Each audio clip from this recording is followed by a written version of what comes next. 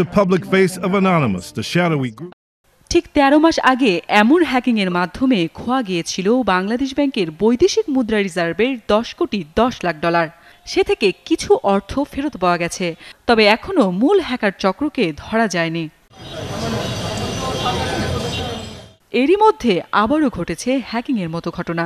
এবার বাংলাদেশ ব্যাংকের বৈদেশিক মুদ্রানীতি বিভাগের এক কর্মকর্তার ইমেল হ্যাক করেছে হ্যাকাররা। ওই ইমেল থেকে বিভিন্ন ব্যাংকের শীর্ষ নির্বাহীদের কাছে পাঠানো হয়েছে নানা রকম গোপন নথি।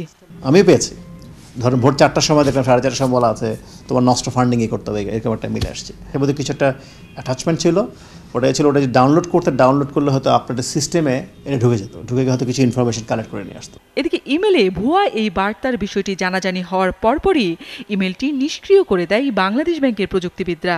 আরও তদন্তের স্বার্থে বিষয়টি তথ্য ও যোগাযোগ প্রযুক্তি বিভাগকে জানানো হয়েছে।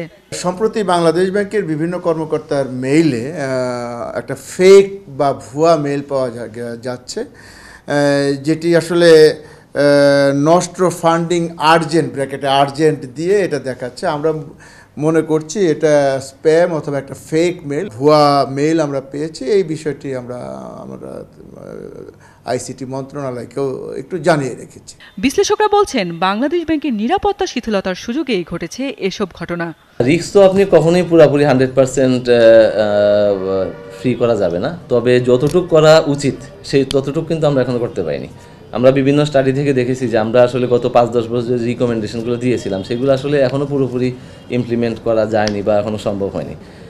এদিকে এই ঘটনার পর বিশেষজ্ঞ কর্মকর্তাদের মাধ্যমে বাংলাদেশ ব্যাংকের আইটি সিস্টেমের নিরাপত্তায় প্রয়োজনীয় পরামর্শ চেয়ে চিঠি দিয়েছে বাংলাদেশ ব্যাংক। কাবেরী মৈত্রেয়, ৭১, ঢাকা।